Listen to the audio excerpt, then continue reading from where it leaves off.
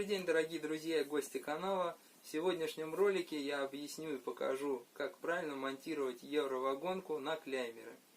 Итак, приступим, господа. Итак, какой необходим нам для монтажа инструмент? Ну и, соответственно, подготовки евровагонки. Для этого нам необходима торцовочная пила. Не обязательно с протяжкой, можно обыкновенную. У нее ширина обрабатываемой заготовки до 100 мм. Дальше нам необходим карандаш, рулетка. Если вы работаете в одиночку, то необходима лазерная рулетка. Шуруповерт сбитый PZ1. Скобозабиватель для монтажа изоспана. Дрель для сверловки отверстия под электрику, нож для обрезания изоспана. Дальше вот такое необходимое приспособление одевается на руку, как часы с магнитом, и к ней липнут саморезы и клеймеры. Дальше стамеска обыкновенная. Обязательно защитные очки, потому что без них пилить и работать что-то не нужно. Дальше необходимы клеймеры. 4. Выглядят вот таким образом, металлические, хорошего качества. Саморезы 2,5 на 25 для стартовой вагонины. Соответственно, скобы 8 мм. В данном случае для этого пистолета это 53. И саморезы для клеймеров 2,5 на 16. Итак, приступим к работе. Итак, друзья, чтобы был идеальный конечный результат, необходимо сделать обязательно идеальную обрешетку. Делается она из 25-й доски, обязательно сухой. И подгоняется таким образом, чтобы была идеальная плоскость, чтобы был идеальный уровень, нигде ничего не торчало. Видите? Именно таким вот образом. Правильно закрепленная обрешетка – это гарантия идеального качественного результата. Подготавливаем изоспан. Как делаю это я? Беру, значит, изоспан С, разматываю. Для этого у меня есть алюминиевый уголок, он ровно метр. Когда вы работаете один, чтобы померить ровно 1 метр, не нужно рулетки. Вот достаточно вот 1. В данном случае мне нужна длина 2,20. Раскручиваю дальше. 2. Ну и, соответственно, 30. 30 беру на глаз. Дальше беру нож, очень удобный. Вот он. У него лезвие не выдвижное, а с фиксацией. Он никуда не девается. И отрезаю аккуратненько.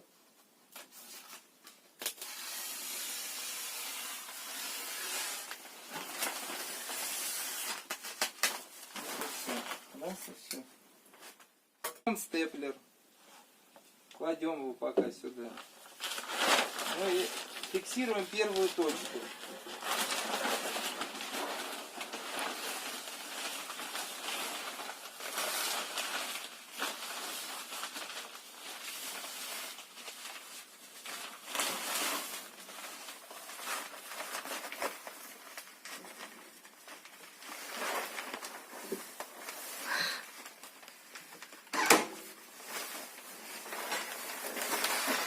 Далее фиксируем вторую точку. Обязательно делаем нахлёст.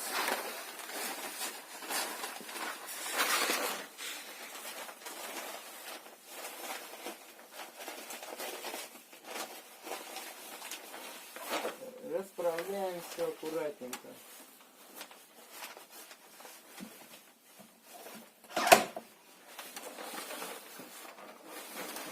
Далее фиксируем третью точку.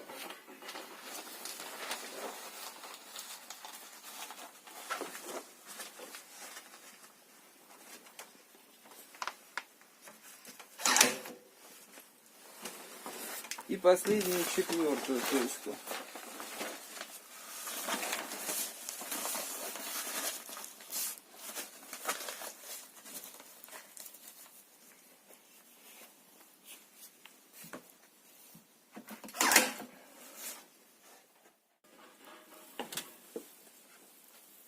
Делаем натяжение. И дальше пошли спокойно по вот этим частям. Раз. Два. Три. Берем лазерный дальномер, так как вот я работаю один, и измеряем расстояние от точки до точки.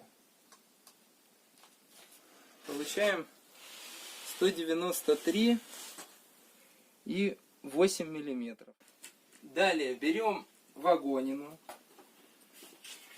В данном случае, после того, как мы померили, мы записали размер на такую дощечку или на бумажку можно записать за вычетом 2 миллиметров, чтобы была свобода между двумя осями.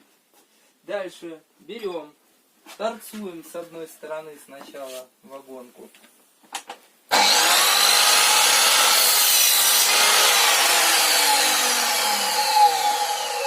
Рекомендую использовать диск с большим количеством зубьев. И самое главное, что я забыл. Одевайте очки для безопасной работы. Так, значит дальше. С одной стороны мы отторцевали. Дальше берем обычную рулетку. В данном случае обычная у меня 3-метровая. И отмеряем расстояние 193 и 6.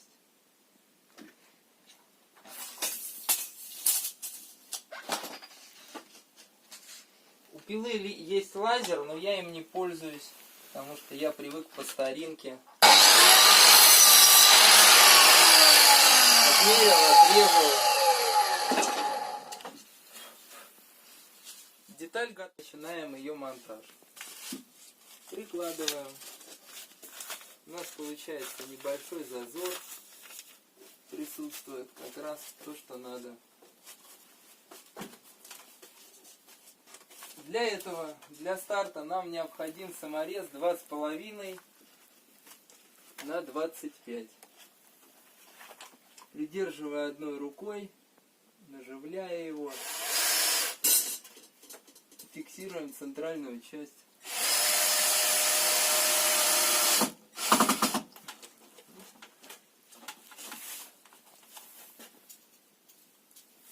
Дальше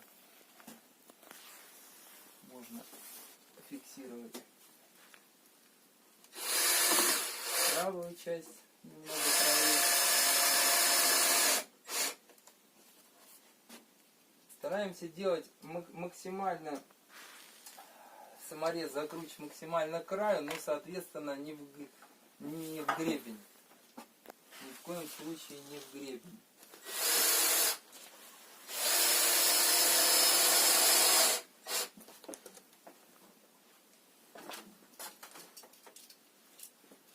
Она, не боимся, она сухая, легкая, поэтому ничего страшного не произойдет.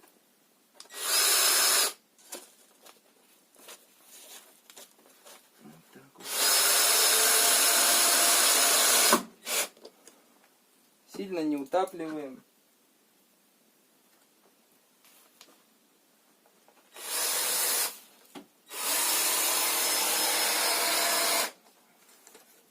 Дальше берем клеймер.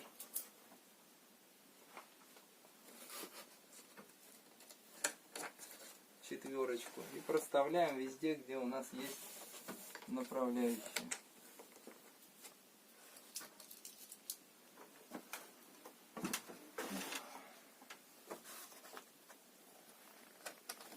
Кто использует изоспан Б, пароизоляцию, соответственно, у того направляющие будут видны.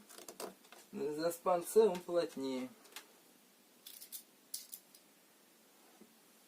Есть много всяких разных пленок пароизоляционных. всякие изостронги, тайвики, чего только нет. Но я использую изоспан. Клеймеры закрепили, соответственно, каждый клеймер по 2 самореза, 2,5 на 16. Очень удобное устройство с магнитом. Как часы, только берешь саморез.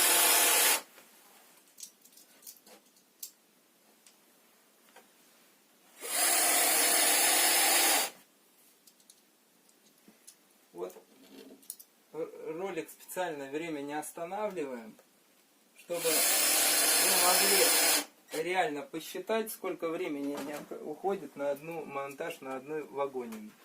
Соответственно, из расчета вашей площади вы всегда можете посчитать время трудозатрат.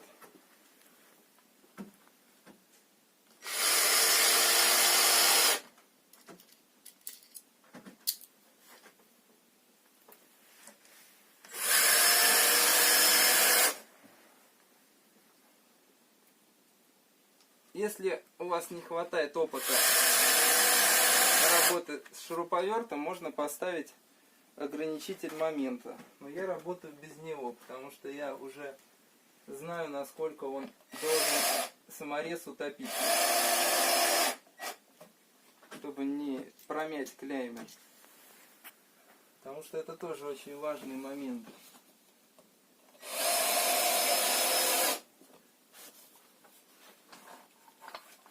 Далее нам из инструмента еще понадобится кияночка. И, соответственно, сейчас я покажу, как вставляем вторую выпиленную вагонину. И начинаем ее монтировать дальше. Для этого нам необходимо, я не показал, кияночка. Она должна быть обязательно прорезиненная, белого цвета. Она не оставляет следы на наших деталях. Далее мы аккуратно ставим вагоночку в паз, подбиваем, и она должна входить очень легко, без хруста. Все должно быть мягко и аккуратно. У вас будет вопрос, а когда же все? Когда вы услышите вот такой вот глухой звук? Вот он. Слышно, да, характерно? Вот здесь она полностью вошла. Здесь тоже, здесь тоже, здесь тоже и здесь тоже. Далее оставляем клеймер.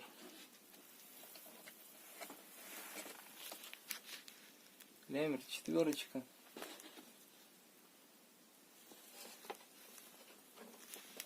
Вот его видно отлично. Как раз кончаются клеймеры у меня. Сейчас я возьму.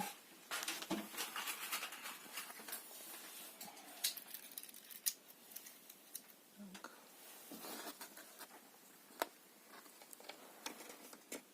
Раз.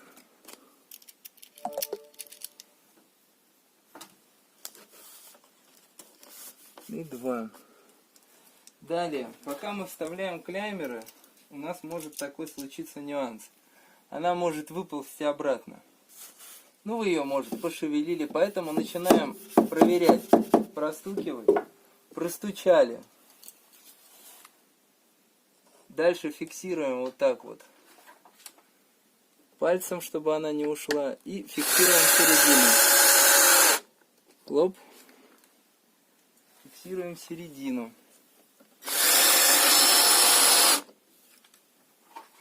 Дальше уходим направо. Простукиваем, проверяем, не вылезла ли она здесь. Здесь конкретно вагонка А-класса, поэтому она не выскакивает. А если вы купите АБ, то вполне она будет выскакивать. Б вообще можно сразу в помойку нести, ну, сжигать в котле, либо в печке. Она вообще не предназначена для монтажа.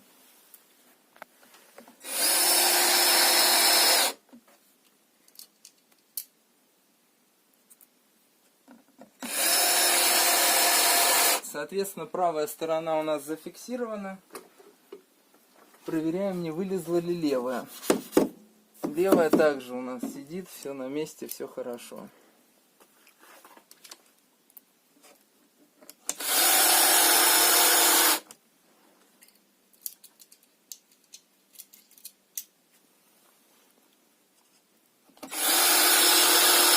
Ну и тем самым дальше шьем одну за другой.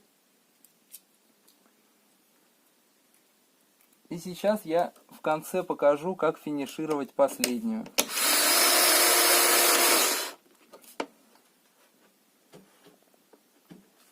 Если у нас выходит, можно немножечко подбить аккуратно шуруповертом. Вот. Итак, закончили крепить предпоследнюю деталь. И наступил момент, когда нам нужно вырезать узкую планку, ну, узкую деталь. Потому что не всегда потолки, либо стены подходят к тому, что есть возможность вставить прям цельную деталь так, как она есть. Поэтому нам придется пилить во всю длину. Для этого нам нужно замерить расстояние. Итак, измеряем в 3-4 положениях.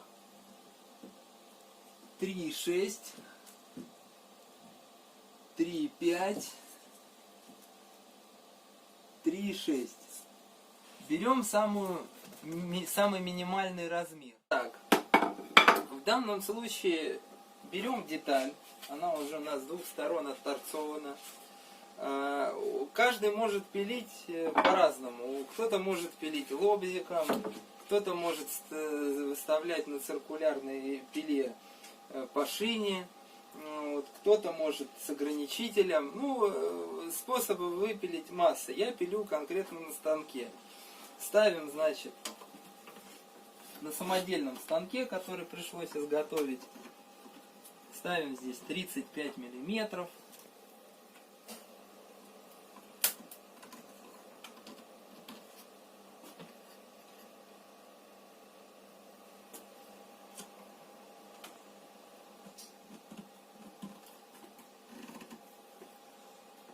Одеваем обязательно защитные очки, потому что без защитных очков все очень плохо. Включаем станок и начинаем пилить.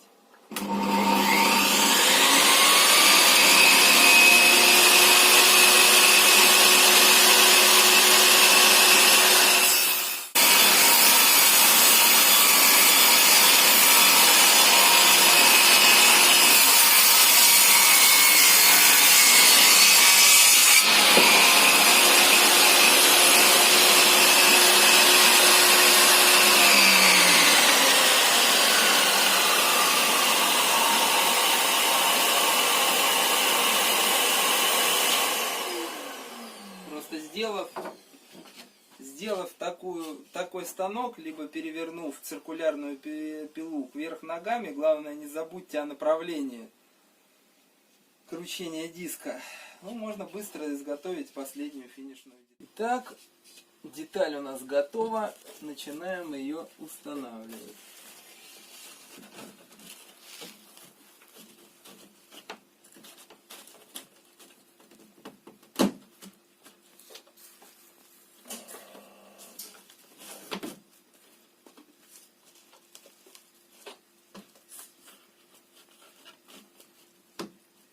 И вот тут начинается у нас самое интересное. Я говорил, понадобится стамеска. Вот для этого нам и понадобится стамеска для как раз корректировки установки детали.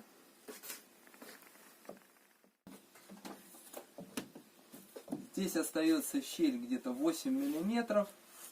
То есть, соответственно, вагонка, которая будет закреплена сбоку, она перекроет эту щель. Ну а дальше кому как. Кто-то захочет установить галтели, потолочный плинтус и так далее.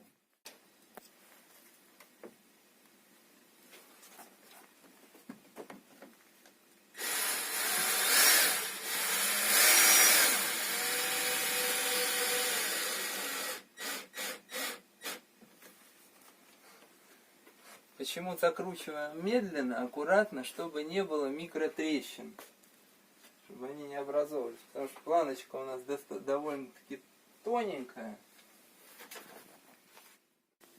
Как мы видим, вот для примера, наша вагонка перекрывает полностью везде.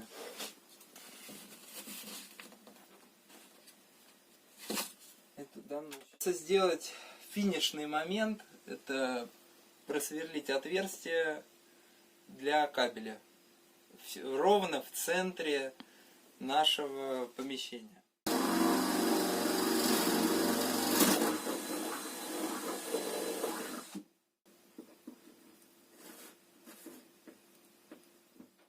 Итак, отверстие под электропроводку полностью готово. И кабель, самое что интересное, кабель полностью аккуратненько из него вышел. Итак, получаем качественный результат в конечном итоге.